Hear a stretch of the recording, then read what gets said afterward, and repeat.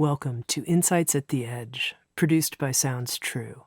My name's Tami Simon. I'm the founder of Sounds True, and I'd love to take a moment to introduce you to the new Sounds True Foundation.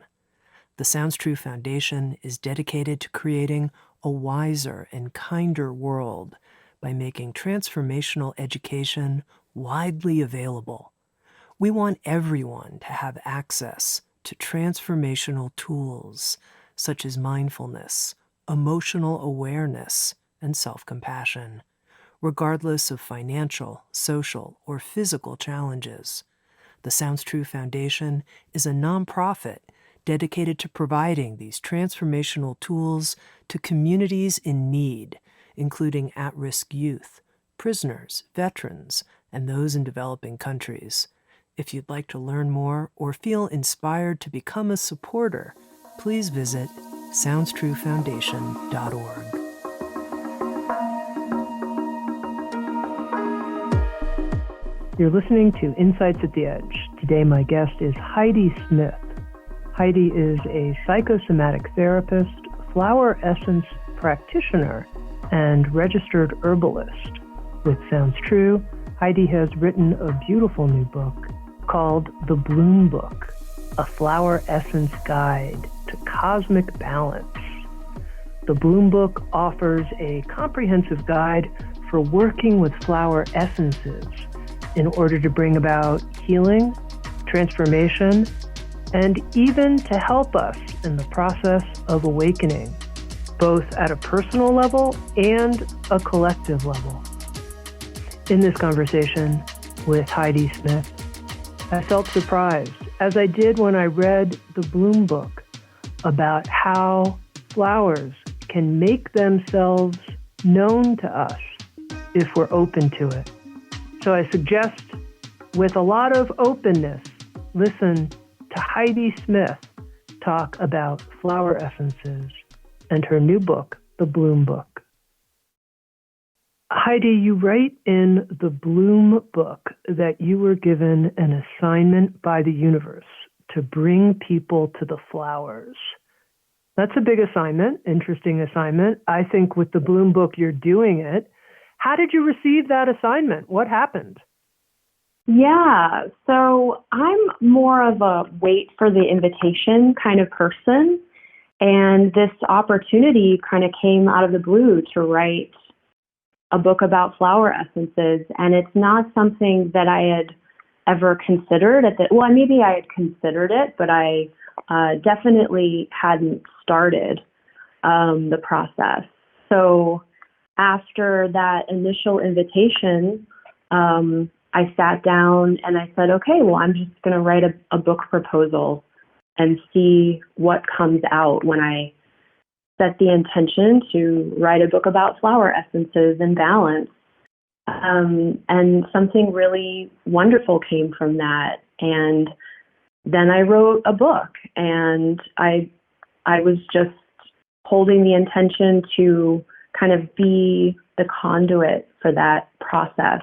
And it definitely surprised even me. So that is the assignment, and the book, what has come through, is the result of that. Introduce the flowers to people who maybe have a surface level understanding. Like, of course I love flowers. They're beautiful. They perk me up. End of story. I know that you understand flowers and appreciate them in a very multidimensional way. Share that orientation with people. Sure. So I think that flowers capture our attention. Like you said, they are very multidimensional, and we can use all of our six senses to connect with flowers. They look beautiful. Some of them have beautiful scents. Some of them are very tactile.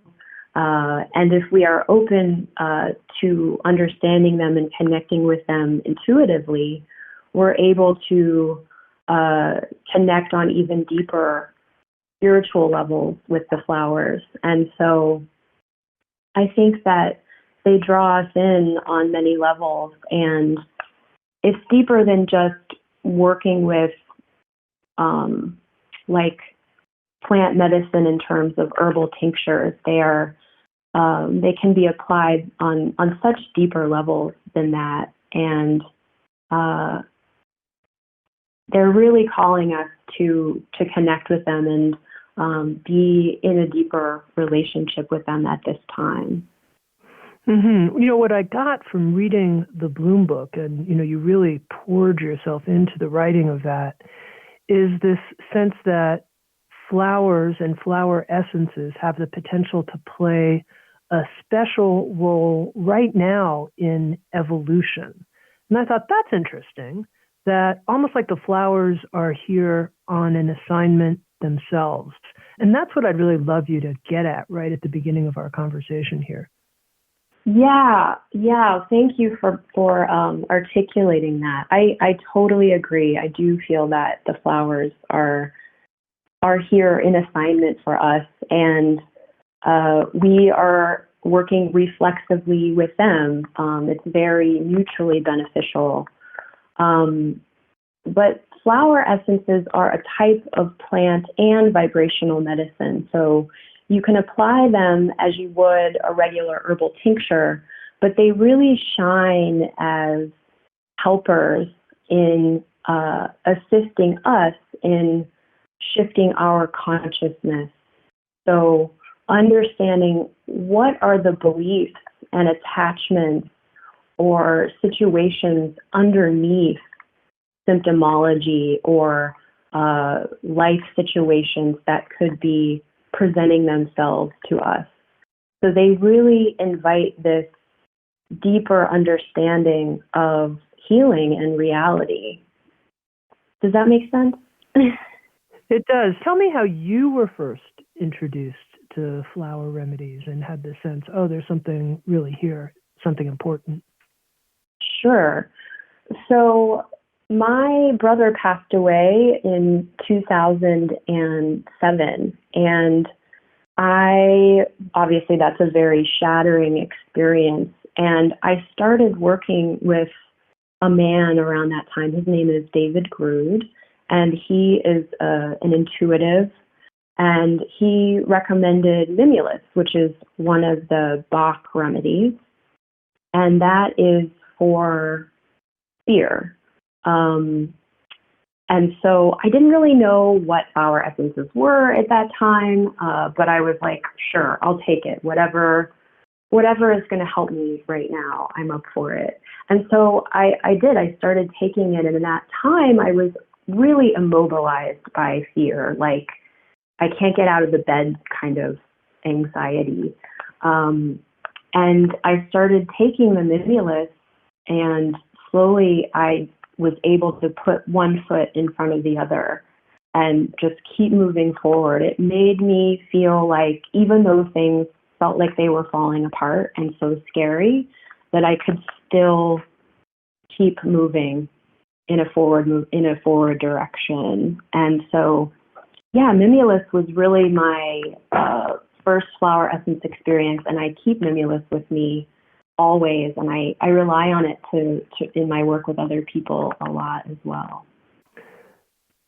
Now, you know, just to ask, I think, a question that may be on people's minds, how do you know that it was the flower remedy that created this shift in you and that there wasn't some type of placebo effect at work?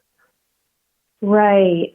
So, first of all, I want to preface this response by offering that the placebo effect is a valid response, because if you think about things in terms of beliefs impacting outcomes, then the placebo effect actually plays a really powerful role in how we heal.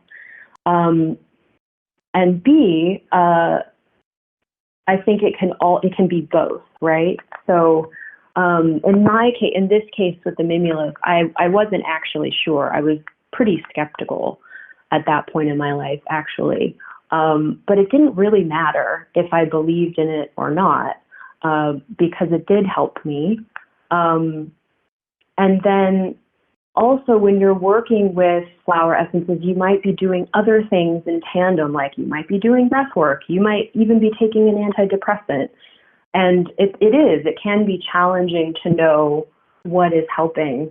But again, I think that if we are open to thinking about working with flower essences and the plants in terms of being in a relationship with them, then we have access to a deeper multidimensionality of ourselves and a deeper understanding of the full spectrum of the living essence of these flowers that we can connect with when we set that intention. And can you explain to our listeners how you think flower remedies work, the mechanism by which they work? You mentioned herbal medicine, and you also mentioned vibrational medicine as two different ways of looking at how flower remedies impact us. Can you explain that a bit more? Sure. So this is I think this is kind of a tricky question to answer. And I know that it took me quite a while to write this in a way that felt like it made sense. And the way that I've contextualized them in the book is that they are both a plant medicine and a vibrational medicine. And more of us, I think, are familiar with what plant medicine is in terms of, an essential oil or an herbal tincture or a tea. And it has more of a measured effect because most of us in the West are very steeped in Western medicine, right? So you take a pill and you have this very measured response to that. And I think that we can assume that all medicine works that way, but it does not. So that's why I contextualize flower essences as both herbal and vibrational medicine. And when we're talking about vibrational medicine, we're talking about we're talking about substances that are creating a resonance, similar to homeopathy, if you're familiar with how homeopathy works. And when we're working with the living essence or spirit of a plant, in this case a flower essence, then we are working in concert with all of the healing properties of this particular plant. And so they're working on really subtle energetic levels. They are working on physical levels, but they're also working very subtly. And that doesn't mean that they aren't powerful. It just requires you to understand a slightly different orientation around healing. So like subtle energy is the energy that surrounds us, and it's also the energy that connects to our chakras. Like an acupuncturist would work with the chi of the body with, acupuncture needles. The subtle energy is that chi. So when you are working with a flower essence, it is working on those levels. And then also we want to think about the extracellular matrix of the body. And this is also kind of a different idea around healing and medicine. So like Western medicine is very focused on cellular metabolism and what's going on in the cells. And when you're dealing with the extracellular matrix, then you're interested in what is actually communicating between those cells. What's the space between the cells, and what is it's made up of cell salts, it's made up of fluids, it's made up of these very subtle structures. And that's also how the flower essences are connecting us with them. No, you write in the Bloom book that flower essences work whether or not you believe they'll be effective. However, their potency will be enhanced if you trust in their efficacy. Why is it enhanced if I trust in the efficacy of the flower remedy? Sure. So I write that they're going to work whether you believe in them or not because resonance is resonance. However, if you believe that something is going to have a particular outcome or be helpful for you, then a part of you is more invested in creating that change for yourself. And that is why I talk about intention so much in the book, because when we set an intention, for instance, to heal, that means that we are declaring to ourselves, including our subconscious selves, which in a lot of ways creates some of the experiences that we have beyond our conscious mind. When we set an intention, we're declaring, I am committed to healing. And if you take a flower essence in alignment with that intention, the outcomes are much stronger. They're much different than if you are just taking something like a pill and, like an Advil or something and thinking that it's just going to automatically work, or, maybe you have a lot of, maybe you feel really skeptical about why this would be effective. And that's okay. However, I'm interested in helping people understand the relationship between what you're believing, why that has an impact on your how you're feeling, and also the intentions that you can bring to working with this medicine. Heidi, reading the Bloom book, I felt like you accomplished a lot of different things, but one of them was that you opened up me, and I'll generalize, open up the reader to having an actual living relationship with flowers, perhaps the flowers that are in their neighborhood, or maybe a flowering plant in their house. And what I'm curious about to know is right now, when you tune in to your relationship with flowers, what's that like for you? Well, I'm so glad to hear that this book has created an opening for you. That's really awesome to hear. And in terms of so you're asking, what is my relationship with flowers in general right now? Yeah, like when I ask you that question, what comes up for you? Like if I said, what's your relationship with XYZ person, you could tell me. Right. Yeah, I think my relationship with flowers is really always deepening. There's no end to this exploration. They're always revealing more and more for me. Right now, I'm in a beautiful little town in Vermont, and everything is in full bloom. And I'm meeting flowers that I've known and new flowers for the first time. And there's this little tiny flower called a starflower blooming right now, and it's actually on the at-risk list, but it grows abundantly here. And it has 7 petals, which is a little unusual.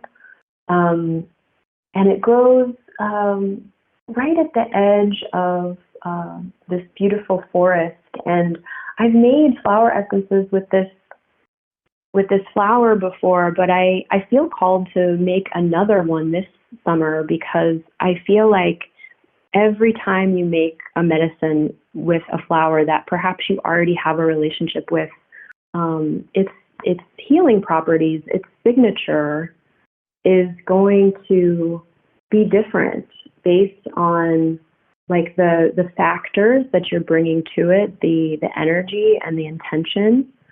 And so I'm really looking forward to seeing how this summer's Starflower essence is going to compare to last summer's, because there's still so much to learn from them, even though I've been doing this work for many years now. They have so much to teach us. And what do you mean, Heidi, by the signature of a flower? Sure. So in herbalism, we learn how plants help us by understanding their physical and also energetic signatures. So I do discuss this in the book a little bit because it's helpful for us to understand what are the signatures of a particular plant so that we know how it might be wanting to work with us and help us.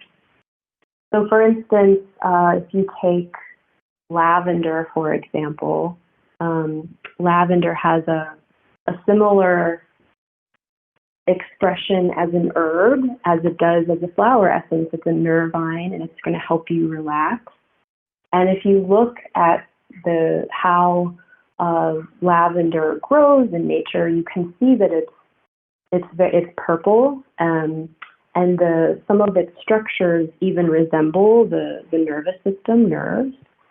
And so we can see that gesture, we can see that signature, how it is adapted in its environment to thrive, and we can see the relationship to human anatomy. Does that make sense? It does. It does. It gives me a sense. Now, I want to, Heidi, address that listener right now who's saying, okay, I get it that Tami got really excited about relating to flowers, reading this book. That's great. And I'm hearing about flowers here, and I'm kind of open-minded about flower essences. But I don't really have a personal, intuitive, deep relationship with flowers in any way that I can point to in my life. I really don't.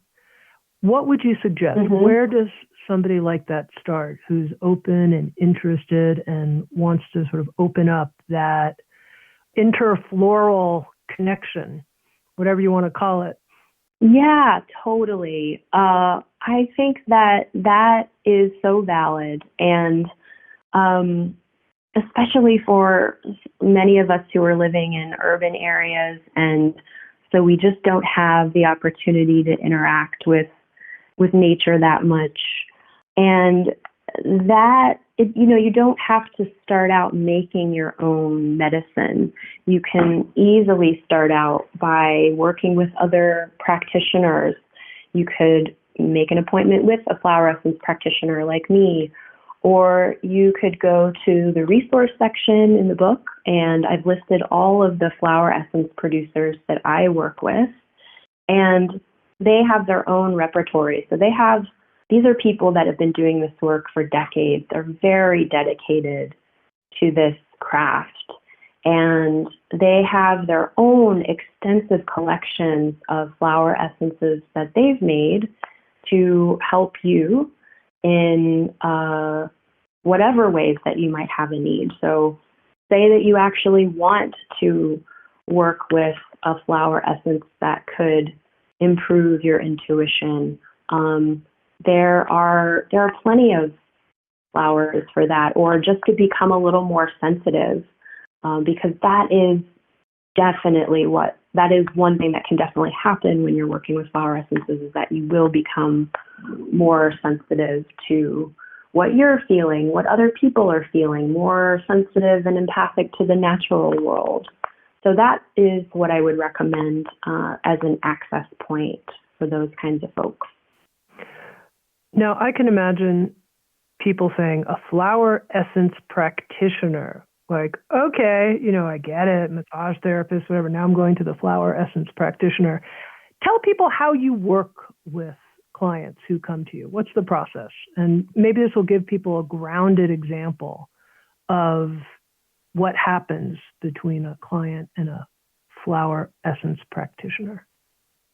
Sure. So I don't work exclusively as a flower essence practitioner. So just to clarify, I'm also a psychosomatic therapist and a registered herbalist. So I combine my approaches into one practice. so the way that I work is I will schedule an intake with someone and we'll meet for 90 minutes. And it's structured very much like traditional psychotherapy. I ask them a lot of questions, and the level at which I work, I'm very interested in understanding the whole person and a person's whole history. So I might ask you questions that differ from a traditional medical intake. I want to know if you have any recurring dreams that feel significant to you. I want to understand if you have had any supernatural experiences that feel worth mentioning. I want to understand not only your physical health, but your emotional health and what do you believe. So things of that nature, and that's going to help me create a picture of how I can assist you, and then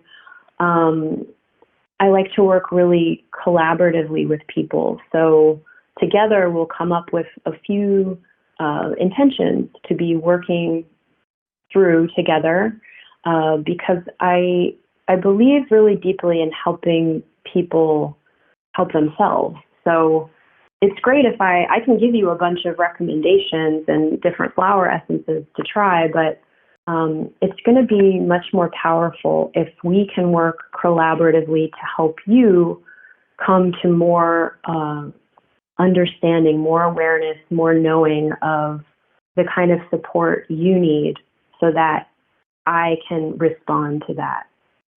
So it's a much more active process in terms of working with the flower essences, and they are so multi-useful because, you know, say someone's coming in for insomnia, and when we get into understanding, which is a very complex issue to be addressing sometimes, and we start getting into the insomnia, and there's a lot of anxiety there, and perhaps there's a traumatic event connected to falling asleep, and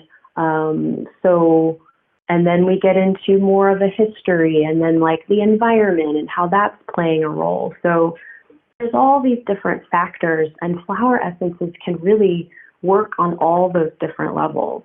They can work supporting, helping you feel more relaxed. They can assist you in understanding some of the more subconscious factors that might be contributing to you having a hard time sleeping. They can assist in creating a more relaxing environment.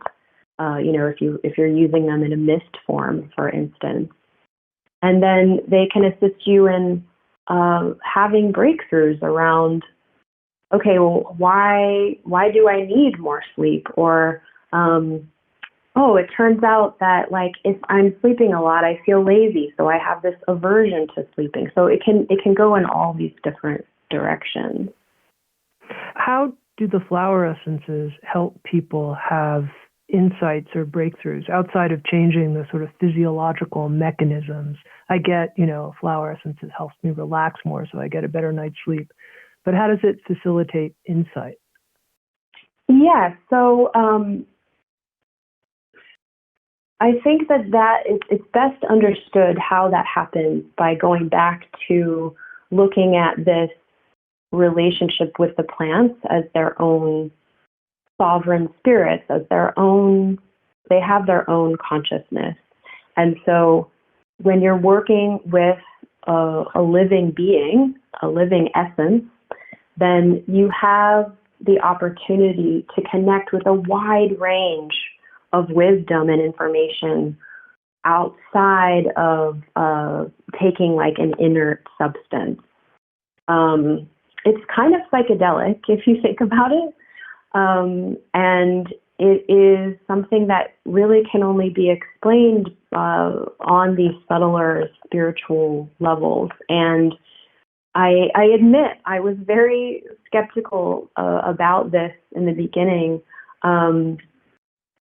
And after having countless experiences personally, and then during my various trainings, studying flower essences and herbs, and then working with clients, I absolutely do not question it anymore.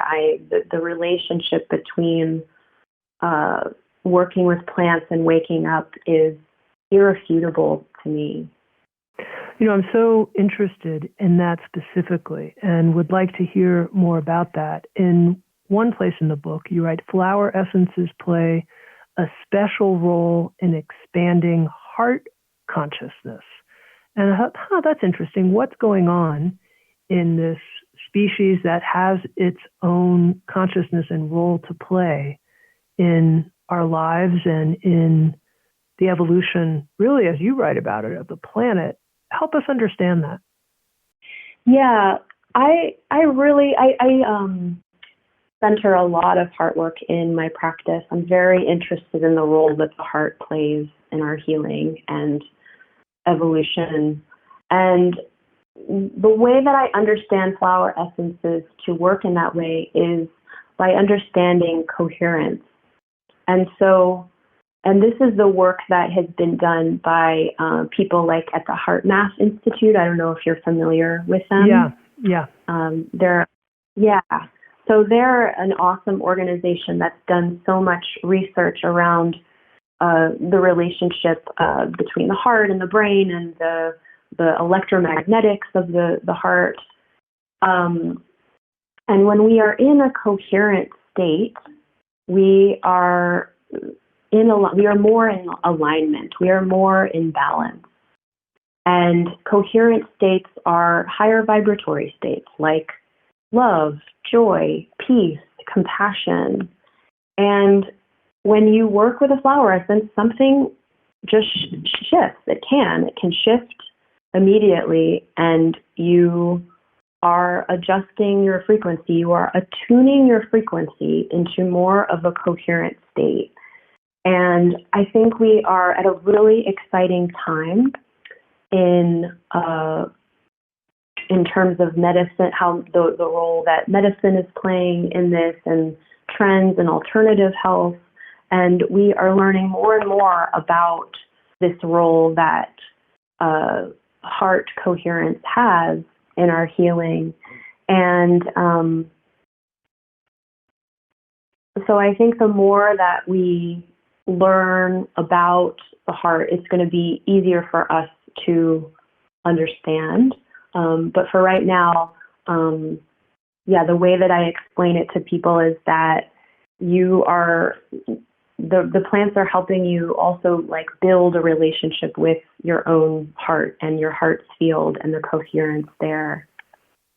Now, Heidi, one of the most, I thought, pioneering parts of your work with flower remedies and your writing in the Bloom book is how you frame what you do with flower essences and your work as a healer in what you call a healing justice framework. And I would love for you to introduce that framework to our Insights at the Edge listeners. Sure. So the healing justice movement, also sometimes associated with social justice and transformative justice, is part of a movement around creating more socio-cultural and ecological awareness in healing. And this is a very timely issue right now. Right now we have a lot of people of color, a lot of Black, Indigenous people of color who are demanding more justice in our world. And so I wanted to speak to these movements, which I certainly didn't start these movements, and I'm also not an expert in these movements, but I am an advocate, and I do really seek to contextualize flower essences in a way so that we can work with it more optimally within a healing justice framework. So tell me more what that means. How has your knowledge of the healing justice movement changed how you work as a practitioner, how you articulate the purpose of your work? Sure. So I think that, when I moved to Northampton, Massachusetts in 2010 to go to graduate school. I'm trained as a mental health counselor. And that was the first time that I heard the word social justice in a way that, maybe I'd heard it before, but I heard it in a way at that time in my life that made me stop and recognize that I really need to educate myself about this and understand what this means for the world and what it means for me.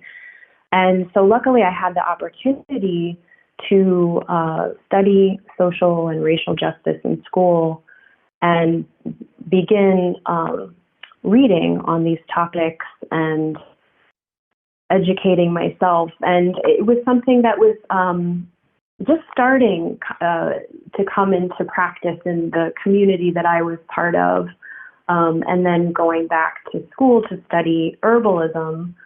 This was around 2014. There were different groups that I was coming into contact with, and they had their own mission statements around healing justice and assisting the people of color that really are oftentimes left out of alternative healing spaces, and also being part of the ecological movement towards understanding the roles that colonization and appropriation play in herbalism, because this is rampant in the herbalism world. So there's just a lot of reckoning that needs to happen continually within the alternative healing spaces as well as the herbalism world. And so this is really ongoing work, and I'm very much committed to generating awareness and elevating the voices and work of people of color who are also doing this work, especially in healing and herbalism. One of the things you write about is understanding the history of herbalism and flower essences with a social justice framework in mind. What about the history do we need to understand and appreciate differently than perhaps many of us were taught in school? Yeah, I think that we need to be rethinking a lot of our history because it was written by and for white men. And this includes the history of herbalism and to a certain extent flower essences as well, because white people have a lot of privilege, and we also have a history of colonization and appropriation and stealing people, practices, medicine, plants. So we need to be aware of that, and we need to be aware of how that's factoring into our work now. And we need to make things a more level playing field. So, for instance, that's why I included a section in the book on women healers throughout history, because it's not something that we really get to see that often. It's not even part of a lot of our history books, and even less so women of color. So I wanted to highlight that in the book so that people can get a sense of a more comprehensive and diverse account of our history with medicine. So that's most of it. Yeah. Mm-hmm. Now, one of the other things that I thought was just so interesting about the way you approach working with flower essences that I've never heard before anywhere is that we can work with flower essences not just individually, but we can also make a remedy for a collective challenge we might be facing. And I really wanted to hear you talk about this. Of course, we're facing so many collective challenges right now. How could people work with flower essences to help address a challenge at the group level like that, at our social level? Yeah, we are experiencing more and more collective invitations for healing, right? So this is a wonderful application of flower essences. And also when we think about the energies that go into healing, and I think I mentioned this in the book, this theory of dissipative structures, where if you and I are praying together, that's creating, it's not 1 + 1 = 2, it's actually 1 + 1 = infinity. And so that really blows my mind. And I love to think about that in terms of working with a group when you're, or more than one person when you're making a flower essence, because whatever intention that you're holding for that medicine, you are combining your energy together to create something that's bigger than just you both. It's very powerful. And this is a really wonderful opportunity to be working in this way right now. So you could create a flower medicine. Perhaps you work with more than one flower at the same time. And a way that I like to do it is to create a particular prayer around the group that I'm praying for, or I've done it for areas of land as well. And I will make the medicine as I normally do for an individual, but I will have this specific prayer for it, and then I will just offer a few drops in a body of water, or if you don't have access to a body of water, you can just go outside and pour or drop a few drops onto the earth, say the prayer, and that's your offering.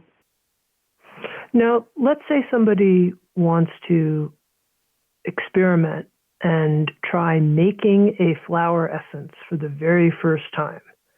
How would they go about it, and how would they tune into the signature of the flower to know its effects? I mean, obviously they could look it up, but would that necessarily be accurate? How could they involve their own intuitive knowing in the process? Yeah, so I lay out very detailed, simple instructions in the book. So it would be easier to do if you had the instructions to work off. And I also created a video on this. So I think it's going to be on the Sounds True website, or it might be on my website, because it is kind of experiential. But you would need just a few tools. You would need a clear glass bowl, no etching on it. It doesn't need to be a large bowl. You would need a little bit of a preservative. So you could work with brandy, but if you don't want to work with alcohol, you can work with apple cider vinegar or glycerin. And I also like to work with a wildflower guide so that you know you're working with we want to know what plant you're working with. And you also want to make sure that it's not on any endangered species lists. And you also want to make sure that it's not a poisonous plant, ideally. And then you would need a couple of Sounds ideal, not to be a poisonous plant. Yeah. Yeah, don't work with poisonous plants, although you totally can. I just need to explain that in a little more detail. But for the purpose of working with a non-poisonous plant, yeah, you would ask permission to connect with the plant. And I think it's a lot easier to connect with the energy and the signatures of the plant when you are grounded and relaxed. So I always like to do a little prayer and meditation before I make medicine. And this will just help you open up to the other realms and other information that might want to come through you. And then you would carefully pick the flowers that you want to work with and put them in a bowl of water. You want to be working with spring water if possible. And then you let that bowl of flowers sit in the sun for a couple of hours. And in this time, the energy of the flowers are being extracted into the water energetically. This is the classical Bach method. Dr. Bach was the founder of flower essence therapy. He also had a boiling method, but I prefer this sun method. It's very simple.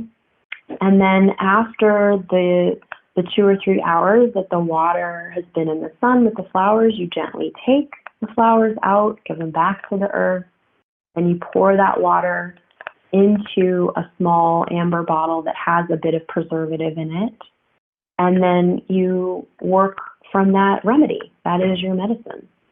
And have you found, Heidi, that certain flower remedies are just like, that's the go-to one. That works. It works for so many people, so much of the time.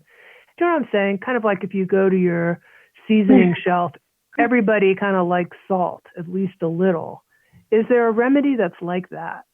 Like a universal remedy? Yeah, like, God, everybody seems to feel it. It works for everybody. This is a great place to start if you just want to start feeling how flower remedies impact you. Yes. So I usually when I work with a new client, I usually make a particular formula for them if they haven't worked with flower essences before, because I feel like it is a nice entry into that world.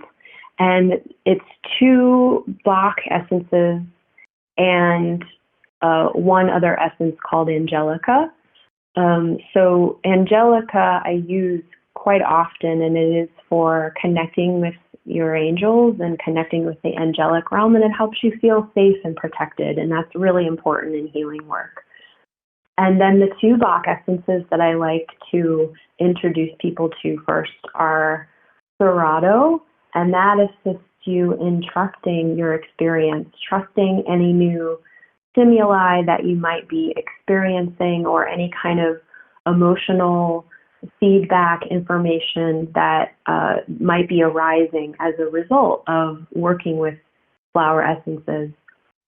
And then also rock water. And rock water is technically a gem elixir. It was made at a particular location in England. And it doesn't contain any flowers. It's the emphasis is on the actual stone.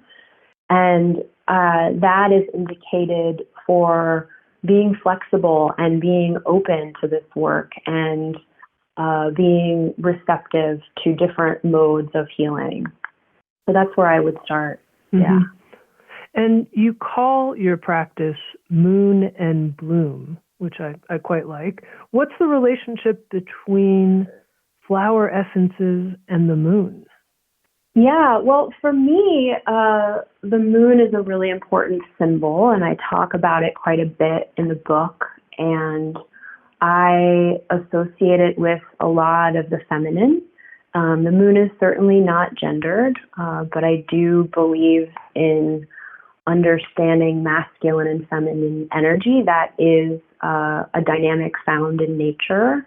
And so the moon is a very feminine symbol for me. And I'm also very interested in balance. And one of the ways that I think we have come out of balance is because the feminine has been denigrated for thousands of years. And all those aspects of the moon consciousness, of the feminine, receptivity, creativity, intuition, connectivity, there is a balancing happening right now. Those aspects are being, they are coming into exaltation. And so that is the significance of the moon for me. And it connects with the flowers in this very dynamic way because it is part of how that awakening and rebalancing is happening. And so that is how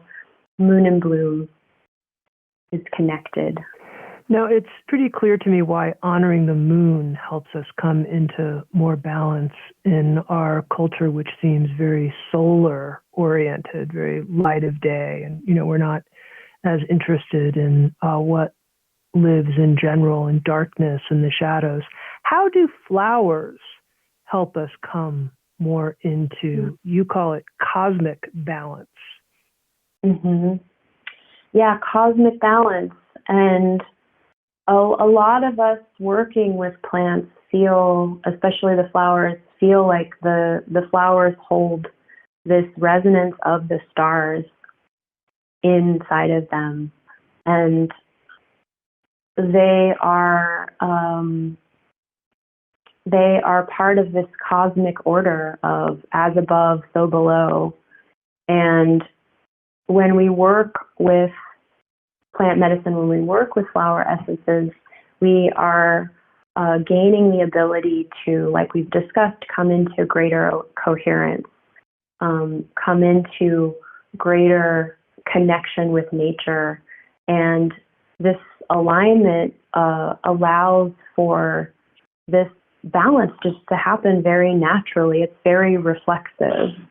And it's not happening just in one direction. It's happening in both directions. So because you're working with the spirit of the plant, you're working with living essences.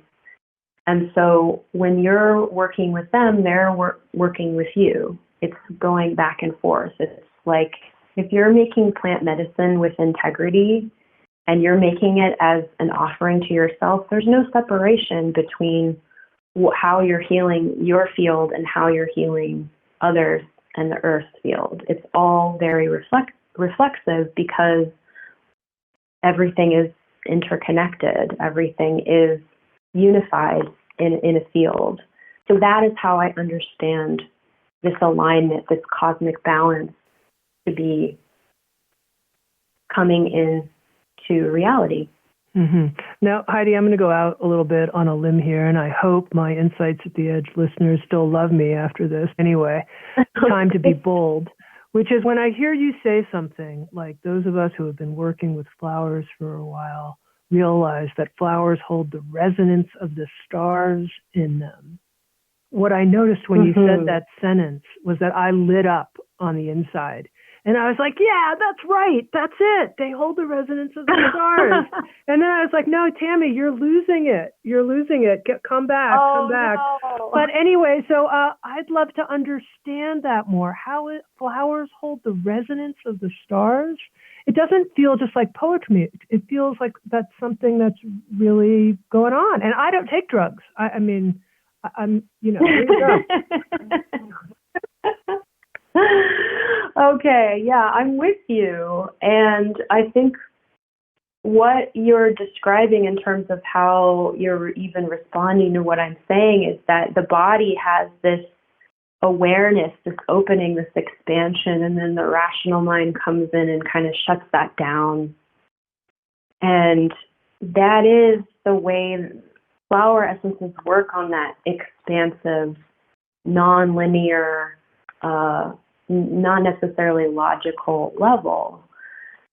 And in terms of the connection to the stars, this is something that I've learned under my teachers, David Dalton.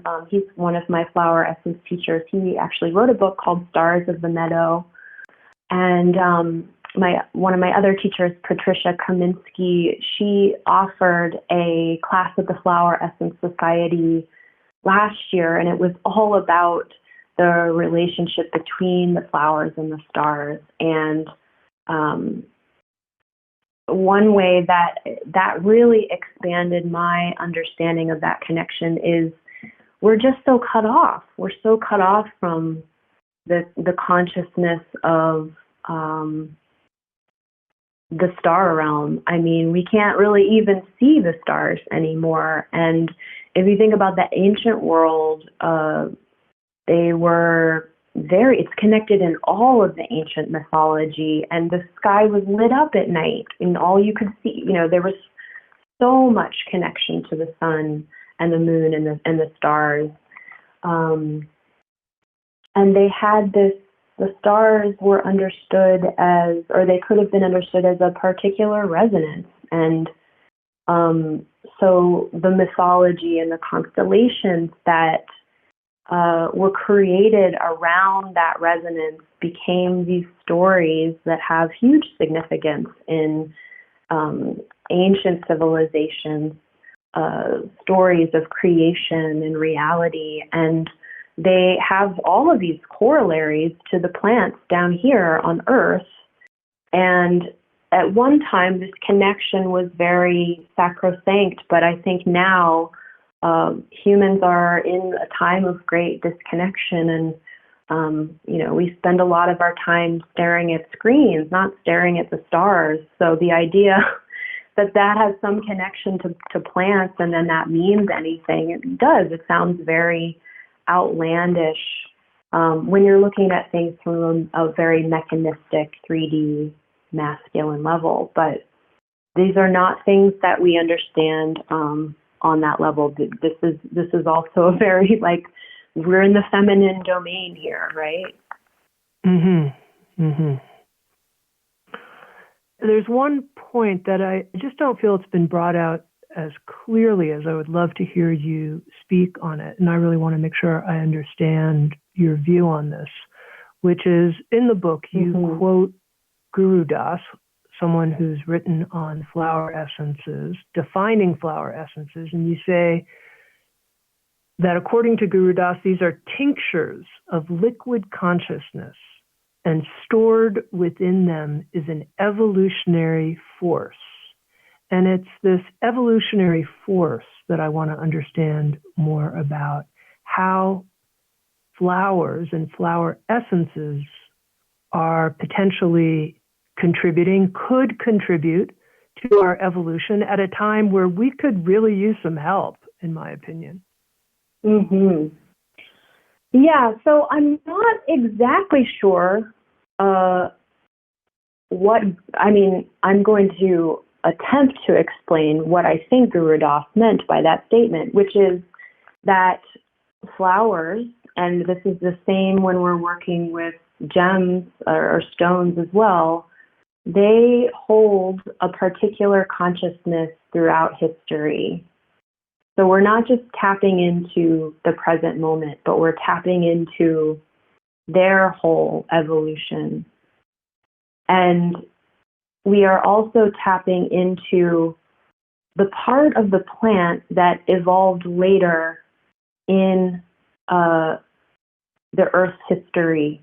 The inflorescence, it's the part of the plant that came about after the Earth was just brown and green and gray. So this is part of the signature. This is part of how we understand what its healing capabilities are, and that it came later on has this healing significance for us. And so it is the most recent, and it is the most vibrant and multidimensional part of the plant that we are working with. So that's kind of how I understand the evolution, the connection. Yeah, that's very clear. I have a personal question I want to ask you that I also imagine other people may have. What do you think about cut flowers? Sure. Either buying them yourself or giving them to other people as gifts, sending flowers. What do you think about that? What do you think the flowers think about that? Yeah, I do think about what the flowers think about that. So this is all outlined in the book, but the way that we make flower medicine is ideally with wild crafted flowers. So if you have access to working with wildflowers, that is optimal. You can also grow your own flowers. It's best if they're organic, and you're working with organic soil and fresh water. It's not appropriate to make flower essences with cut flowers, and the reason for this is that we really want to tap into the living essence of a plant. And this is another way that flower essences are differentiated from other herbal medicine, because you are taking a living flower at the height of its bloom and placing it into water, which is another living substance. And then you are creating medicine from that. Those vitalized, they're both vital in their own way. And if you're taking a cut rose, for instance, that flower doesn't have the same living essence as it would if it were living on a field on its own, right? Mm-hmm. Yeah, and even outside, though, of making flower essences, if I were to send you after this conversation a bouquet of beautiful flowers, how would you feel about that? Would you rather I sent you a plant or, yeah?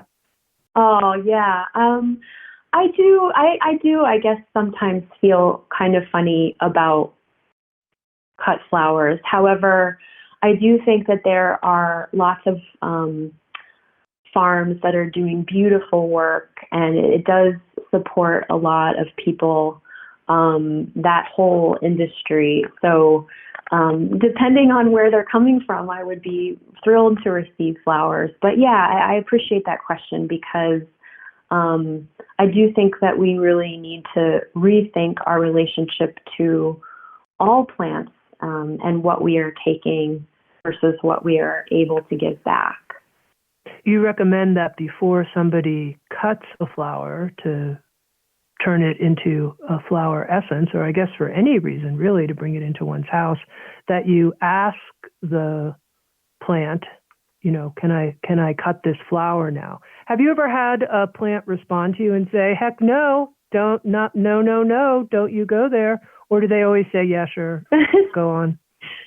Yeah, they normally do say yes, but there have been times that was like, nope, not a good time, come back later. And I'm like, okay, got it. 10-4, thank you. And just finally, Heidi, you speak and write a lot about intention and the power of intention. The Bloom book, A Flower Essence Guide to Cosmic Balance, is now being published. What's your intention for this book? I think if I could distill it down into one thing right now, at this time, I'm really hoping that this book is part of a greater healing journey for anyone that picks it up, and also really holding an intention to be part of positive change in the world, especially around the social and healing justice movements, and supporting people of color and Black women especially to be coming into power into these movements. And I pray that this book can support that in a big way. I've been speaking with Heidi Smith. She's the author of the new book, The Bloom Book, A Flower Essence Guide to Cosmic Balance. And as you can tell from this conversation, I got quite turned on and excited by the Bloom Book and our relationship with flowers and flower essences. And I learned that they hold the resonance of the stars. Check it out, the Bloom Book. Thank you for listening to Insights at the Edge. You can read a full transcript of today's interview at SoundsTrue.com/podcast. And if you're interested, hit the subscribe button in your podcast app. And also, if you feel inspired, head to iTunes and leave Insights at the Edge a review. I love getting your feedback, being in connection with you, and learning how we can continue to evolve and improve our program. Working together, I believe, we can create a kinder and wiser world. SoundsTrue.com, waking up the world.